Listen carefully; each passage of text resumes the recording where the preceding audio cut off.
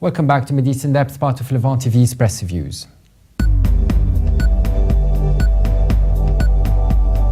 London reporter Nick Hallett writes an article in the Breitbart about the hundreds of Londoners who rallied outside the British Parliament on Saturday in a show of solidarity with Iraq's persecuted Christians.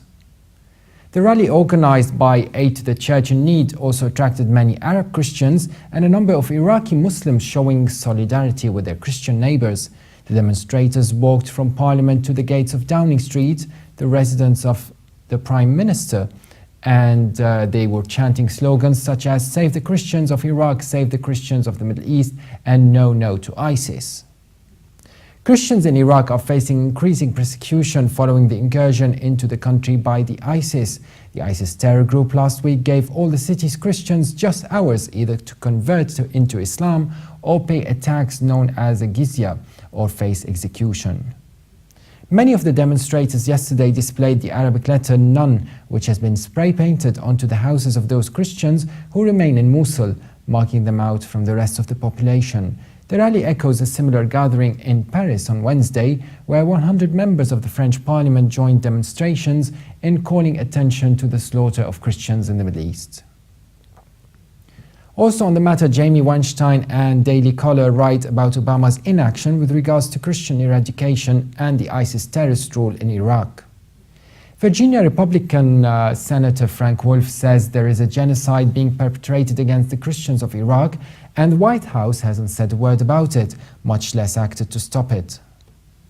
Thousands of Christians have now fled the city in fear for their lives. According to The Economist, the terror group ISIS has taken over large swathes of Iraq in recent months, told Christians in the Iraqi city of Mosul they had to convert to Islam by July the 18th or they would be killed or leave Mosul, a city which has had a Christian presence for nearly 2 millennia.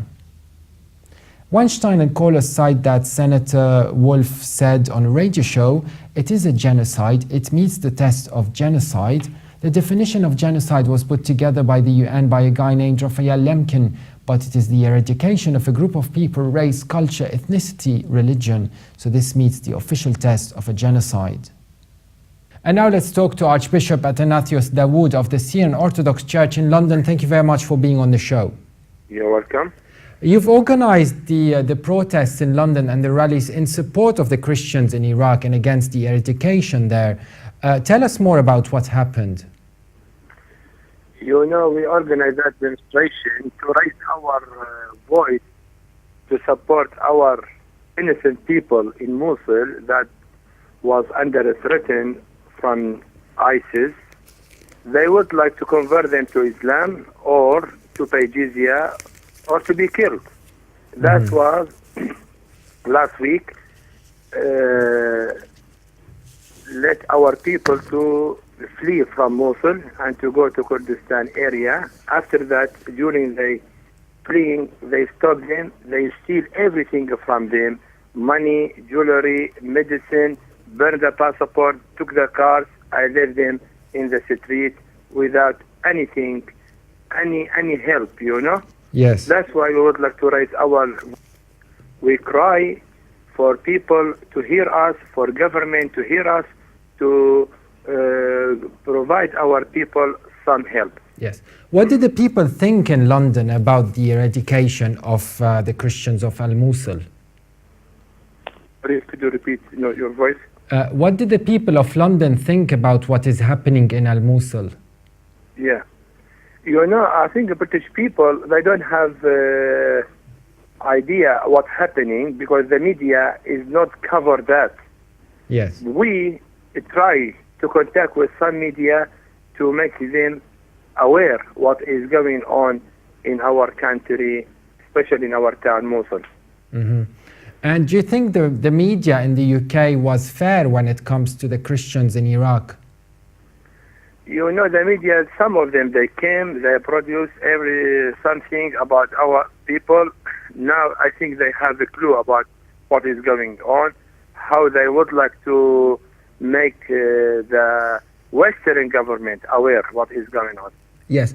Archbishop Dawood, in 2010 you mentioned, and it was mentioned in the BBC, that you advised the Christians of Iraq to leave the country. Do you still have the same opinion? Yes, I didn't change my mind because I know what will happen, because the terrorists is occupying Iraq. Yes. Nobody has that.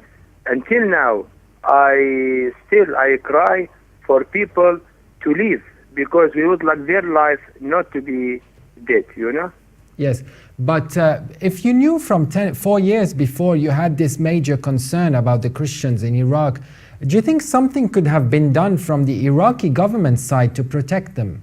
No, Iraqi government, nothing did. Iraqi government, they are fighting between each other.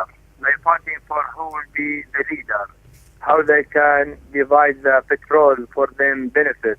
They don't take care of people. The people dying in the street. Iraq is the richest country in the world, but now became the poorest.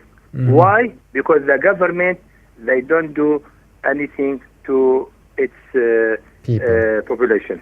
Archbishop Athanasios Dawood, thank you very much for being on Press Review. You're welcome. And for more updates, please visit our website on levant.tv. You could also subscribe to MidEast In-Depth on iTunes. Thanks for watching and bye for now.